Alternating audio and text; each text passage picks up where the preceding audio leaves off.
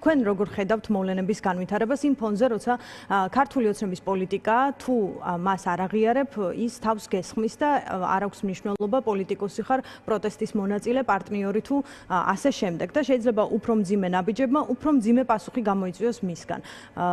სად ხედავთ ახლა თქვენს როლსაც, თქვენს პასუხისმგებლობას და პროცესის გაგრძელებას? მოგესალმებით, პირველ რიგში მივესალმებით თქვენს მაყურებელს. დღეს ესეთი მოცემულობაა, ქართული ოცნება ცდილობს ერთის მხრივ ძალმომრეობით, ასევე რეპრესიებით, ეს არ არის ახალი. ქართული ოცნება ცდილობს საბოლოო ჯამში რომ ის ეროვნული ოპოზიცია და ეროვნული ძალები, მათ შორის ის ადამიანები, ვინც რუსთაველზე დგანან და უწყვეტად აპროტესტებენ, ესეც ეროვნული ძალები ამ ქვეყნის, ცდილობს საბოლოოდ თუ გამოუვა ის გატეხოს წელში. ეს ვერ გამოუვა, ვინაიდან პროტესტიც გრძელდება და ეროვნული ძალების ოპოზიციის წინააღმდეგობაც გრძელდება და ღიად ამბობენ უკვე, ხო, მათთვის არ აღიარება არის პრობლემა, ეს აღიარებული აქვს. ის რომ ისინი ვერ აღასრულებენ კანონებს, ესეც აღიარებული აქვს, რომ რუსთაველს ისე კეტავენ, რომ ადამიანებს უბრალოდ გადაადგილება აღარ შეუძლიათ. ესეც აღიარებაა, რომ ის კანონები ვერ მუშაობს და არ არის ეფექტური და ასევე ძალიან მნიშვნელოვანი, მათ განსაკუთრებით აწუხებთ საერთაშორისო ზეწოლა და სანქციები. ქართული ოცნების სურვილი იყო და მათი ამბოცანაა, რომ საქართველო მოხდეს იზოლაციაში. და ქართველი ხალხი მოხდეს იზოლაციაში, რომ საბოლოო ჯამში მიუწვდომელი იყოს ევროკავშირი და ის სიკეთები, რაც შეიძლება ჩვენ მივიღოთ. ჩვენი ამოცანა და ქართველი ხალხის ამოცანა არის ის, რომ ბიძინა ივანიშვილი და მისი კრიმინალური ბანდა მოხდეს იზოლაციაში. საბოლოო ჯამში ბიძინა ივანიშვილმა ნახა, რომ ჩვენ ვიმარჯვებთ. კი, ეს რთული წინააღმდეგობაა, გამძლეობაზე დგას, ბევრი კრიტიკა მოგვისმენია, მათ შორის თავისუფლების მხარეს მდგომი ჟურნალისტების მხრიდან თქვენგანაც არ დაუკლია სამართლიანი კრიტიკა, მინდა ვთქვა, იმიტომ რომ ვიმარჯვებზე მაქვს ვიმარჯვებთ ამ პროცესში. რას გულისხმობს ეს გამარჯვება ამ ეტაპზე, სად ჩანს, ან რამდენ ხმამაღალი ხომ არ არის ახლა ამ სიტყვის გამოყენება? არ არის ხმამაღალი, დღეს ილია ჭავჭავაძეს დაბადების დღეა და თავისუფლებისთვის ბრძოლა ჯობს ყველა საბრძოლველსო და ამ იდეისთვის ბრძოლაში ვიმარჯვებთ. რას გულისხმობთ, რომ ვიმარჯვებთ? ძლიერს კრძალავს, სუსტს არ გრძალავს. ჩვენ რომ მათი მოწინააღმდეგე არ ვიყოთ, ჩვენ რომ რეალური რესურსი არ გქონდეს ბიძინა ივანიშვილის სამართლიან არჩევნებში დამარცხების. ბიძინა ივანიშვილი სამართლიან არჩევნებსაც ხო ჩაატარებდა ეს ერთი და მეორე ჩვენ აგრძალვას ან იმ გამოგონილი ბრალებით ადამიანების ციხეში დატოვებას ხომ არ გადაწყვეტ. აი აქ ჩანს რომ ვიმარჯვებთ. კიდევ ვიცით სად ჩანს? სისუსტესაც მიანიშნებს მის სისუსტეს. კი, მაგას უნდა მე რეპრესია ზოგადად ეს ერთი სისუსტეს მაჩვენებელია გეტაყრებით. მეორე რუსთაველის პროტესტთან მარცხდება, ქართველ ხალხთან მარცხდება და სხვათა შორის მინდა გითხრათ, რომ ესე თანხვედრაში ქართველი ხალხის და ოპოზიციის, ანუ ჩვენი ერთად ინტერესები არ ყოფილა არასდროს. ჩვენ ვთანხმდებით ორ რამეს. კი, ჩვენ ვთანხმდებით ორ რამეს, ორ მთავარ მოთხოვნაზე ვთანხმდებით. კი, ეს ესეა. შეიძლება ისინი სამართლიანად გვაკრიტიკებენ, შეიძლება მეც ითხოვენ, ლოგიკურიცაა, ხო? და ჩვენი შესაძლებლობების ფარგლებში გულწრფელი ვიქნები და ცოტა ისიც მაქვს, მორიდებაც მაქვს, რომ სხვა ჩემს და ჩვენს და ჩვენი თანამებრძოლების, ჩვენს ლიდერებზე როცა ვსაუბრობთ, როცა მე თავისუფლებაზე ვარ. იმიტომ რომ 10-მდე ადამიანი, მინიმუმ 10-მდე პოლიტიკური ლიდერი, თორე ისე ძალიან ბევრი ადამიანი, ხო, 100 გადაცდა სინდისის პატიმრების რაოდენობა. არის ციხეში და გამოგონილი ბრალით. ანუ გიორგი ვაშაძეს, ზურა ჯაფარიძეს, ელენე ხოშტარიას რას ედავებიან?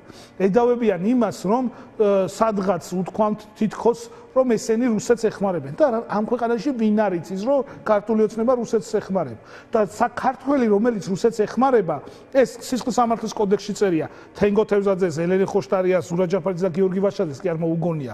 ის არის სამშობლოს მოღალატე. ჩვენი ქვეყნის წინააღმდეგ ჩვენს მტრებს ვინც ეხმარება, ეს არის ღალატი. და ეს ადამიანები სანქცირებულები კი არ უნდა იყვნენ. სამართლიანი სახელმწიფოს პირობებში, სამართლებრივი სახელმწიფოს პირობებში უნდა დასხნენ და ისაუბრონ, როგორ გათერთდა 700 მილიონი, არა ძალიან მარტივი რაღაცაა. აი ძალიან მარტივი, თვითონ ოცნებამ რაც აღიარა. 700 მილიონი გათერთდა რუსეთიდან შემოსული ფული, ხო თქვეს? და მარტო ფულის გადამხურდავებელი დაიჭირეს. ანუ თქვენ წარმოგიდგენიათ ეს 700 მილიონი სადღაც გაჩნდა, საზღვარი არ გადმოკვეთ და მესაზღვრემ არ შემოა სუსმა ხელი არ შეუწყო. ხო, სალაროდ ჯიხურის გადამხურდავებელი დაიჭირეს. აი აქ ჩანს რომ ჩვენ ვიმარჯვოთ. მაგრამ ეს არ არის მარტივი წინააღმდეგობა. ეს მე მინდა რომ ამ პროცესს შედეგი გინდა და მესმის. შედეგიც და განვითარებაც და ასევე მინდა თქვენგან როგორც ოპოზიციის წარმომადგენლისგან დავინახო რა გაანალიზეთ ან როგორ ხედავთ მთელ ამ ერთწლიან პროცესს. იმიტომ რომ როცა საუბრობთ რომ საზოგადოება ოპოზიციასთან არის აბსოლუტურად თავსებადი, ამ საზოგადოებისგან შეიძლება პირიქით უფრო მეტი კრიტიკა ისმოდეს თქვენი მისამართით, ან მათგანაც კრიტიკა, ვინც დასაწყისში გამოდიოდა აქციებზე და შემდგომ უკვე ასე ვთქვათ ვეღარ დაინახა თქვენში ძალა ვის გვერდითაც სურს რომ ვისთან ერთადაც სურს დგომა. იგივე სიტყვები მოვიყვანე და კიდევ გამეორდები თავისუფლებისთვის ბრძოლაში ვართ ჩვენ და არ ვართ თენგო თევზაძისთვის ახალისთვის ან ერთიანი ნაციონალური მოძრაობის ან ლელოსთვის ან ევროპული საქართველოსთან თავისუფლება ან ასე შემდეგ და ამ ბრძოლაში არ ვართ. ჩვენ ვართ თავისუფლებისთვის ბრძოლაში და დამოუკიდებლობის აღდგენის შემდეგ პირველად შეექმნა საფრთხე ჩვენი ქვეყნის თავისუფლებას და სუვერენიტეტს. შედეგი, რაც უნდა საზოგადოებას, იმიტომ რომ ერთწლიანი უწყვეტი პროტესტი ძალიან რთულია, მაგრამ ეს უწყვეტი პროტესტი და ხასიათის წინააღმდეგობის სიმტკიცე, რა თქმა უნდა, ქართულმა ხალხმა გამოავლინა. ასევე სოციალურ ქსელებში, თქვენს ეთერებში გამოდიან ადამიანები, რომლებიც აკრიტიკებენ ოპოზიციას. მათი შესაძლებლობაცაა. ამობენ რომ ჩვენი დრო არის, ეხა ახალი ადამიანები უნდა გაჩნდნენ პოლიტიკაში. კი, აუცილებელია. მათი დროც არის. მათი დროც არის, იმიტომ რომ წინააღმდეგობაში უნდა იყოს ბევრი ადამიანი ჩართული. იმ დროს, როდესაც ათეულობით და 100-ზე მეტი ადამიანი ციხეშია, იმ დროს, როდესაც მედიის წარმომადგენლები ციხეში არის, იმ დროს, როდესაც პოლიტიკურ პარტიებს გრძალავენ, ანუ სუსტის აკრძალვა ვის გაუგია, საბოლოო ჯამში აკრძალული იმარჯვებს. ეს არის როგორი ფორმულა, იცი? როგორც მათემატიკაში, გეომეტრიაში, ალგებრაში, ფიზიკაში კანონები არსებობს და ფორმულები და დამტკიცებულია. ესეთი დამტკიცებულია ეს. ამიტომ როგორ ხედავთ, აი ქართულ ოცნებას აქვს გეგმა, ახლა საკონსტიტუციაში თქვენი აკრძალვის პროცესი დაიწყება, საქალაქო სასამართლოებში თქვენი გაერთიანების, სხვა ლიდერების პროცესები და ხედავთ ოცნების გზა რაც არის და პროტესტში მონაწილე ადამიანებისთვის ძალიან ცალსახაა ალბათ რა პოლიტიკა აქვს ქართულ ოცნებას. თუმცა თქვენს როლს ამ პრინციპში პირველი კითხვა ეს დაგისვით, ანუ ამ ვითარებაში თქვენ სად ხედავთ საკუთარ როლს? როგორ წარმოგიდგენიათ, აკრძალული გაიმარჯვებს, რა თქმა უნდა, ძლიერი გაიმარჯვებს. საკუთარი როლი დანახული გვაქვს და ერთი მარტივი ამბავია. ექსპერტის დღეს საქართველოში ესეთი მოცემულობაა. ექსპერტის კომპეტენცია უნდა გქონდეს, რომ იყო ექსპერტი. პოლიტიკოსის გამბედაობა, იმიტომ რომ ციხეზე გადის დღეს ქართული პოლიტიკა და თავისუფლების შეზღუდვაზე და შეიძლება სიცოცხლის და ჯანმრთელობის მათ შორის. პოლიტიკოსის გამბედაობა უნდა გქონდეს და აქტივისტის ხნეობა და სიმტკიცე. ეს არის დღეს ის წინააღმდეგობა, სადაც ხედავთ ჩვენ თავს და ვართ გამბედავად, არავინ არ გაქცეულა და ამ პროცესში ვიქნებით აკრძალვის შემდეგაც.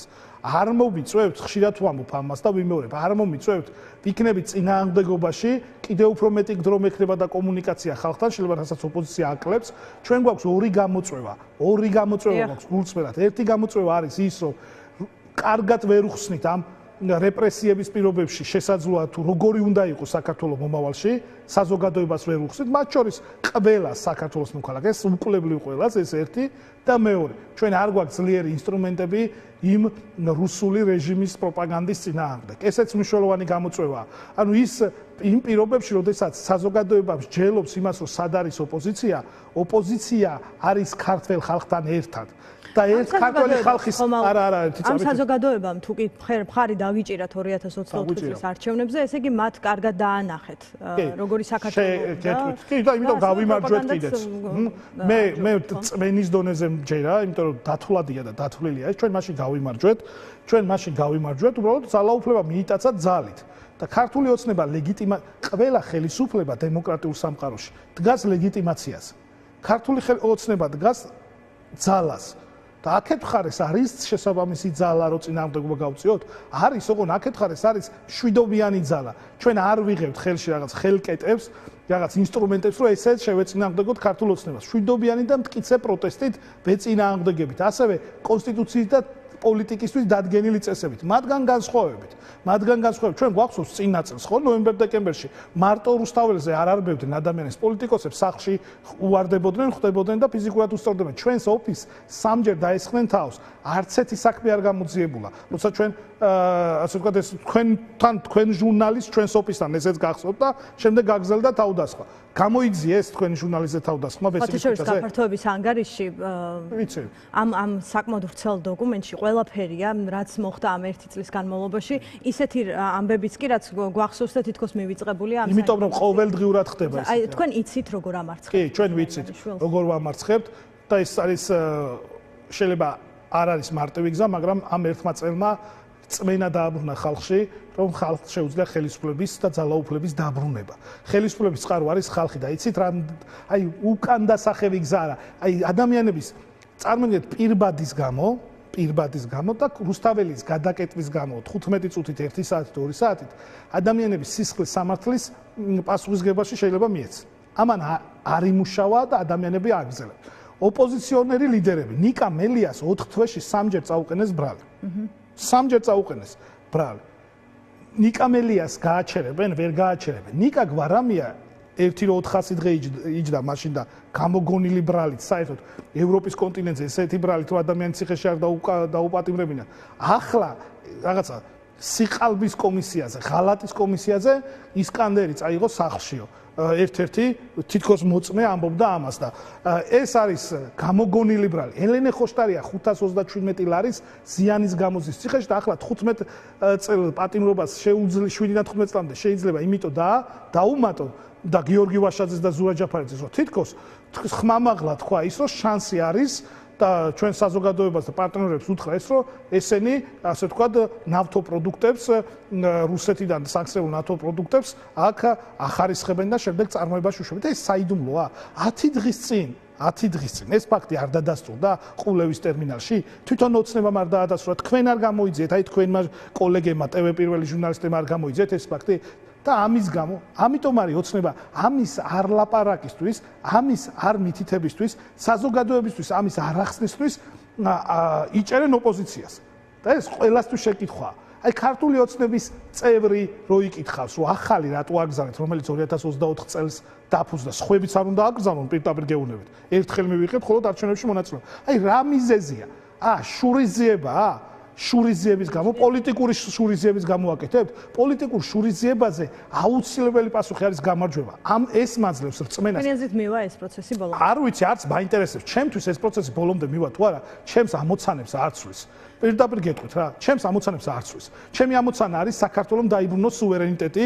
აღიდგინოს თავისუფლება და გახდეს საქართველოს ევროკავშირის წევრი იმიტომ რომ ქართველი ხალხი ამას იმსახურებს ეს არის გენერალური ამოცანა და ასევე მნიშვნელოვანი ამოცანა და ჩემი პასუხისგებლობა არის ის რომ ჩემი თანამებრძოლები და ჩვენი ქვეყნის საუკეთესო შვილები დავიხსნათ ციხიდან და რაც შეიძლება ნაკლები ადამიანი დავტოვოთ ამ რეჟიმის ხელში როდესაც ისინი ძარცვავენ და ერთი წინადადება თუ შეიძლება დღეს გახდა ცნობილი რომ ბაკურიანში ადამიანს 5 სასტუმრო აუშენებია უკანონოდ და საბაგირო მოუწყვია აი ეს ყაჩაღები ვის ატყუებენ რომ დღეს გახდა ცნობილი წარმოგიდგენთ 5 შენობა და სასტუმრო კი არა 5 მეტრი რო უკანონოდ რაღაცა გააკეთო 5 მეტრი რა ვიცი ციხეს დააშენებენ ადამიანს თავზე აქედან გამომდინარე ეს კრება და ის მერი თითქოს ბორჯომის და ბაკურიანის ასე ვთქვათ ადგილობრივი თვითმმართველობის ორგანოების ხელმძღვანელი და საკრებულოს თავმჯდომარე ამის შესახებ არ იყვნენ ინფორმაცია 5 სასტუმრო აშენდა თუმცა უკანონოდ საბაგირო მიიტაცეს ქუჩა მიიტაცეს ანუ რუსის ჯარს არ გაუკეთებია ამათ რო გაუკეთებიათ და იმდენი და პასუხისგებლობა სად არის ვიღაცა კრისტალ ჯგუფის ხელმძღვანელი დავჭი მერი უნდა იყოს ციხეში გამგებლები უნდა იყვნენ ციხეში ინფრასტრუქტურის მინისტრი უნდა იყოს ციხეში და სხვა ვინც ამათ ფარველობდა საბოლოო ჯამში ბიძინა ივანიშვილი ფარველობს ამათ ყველას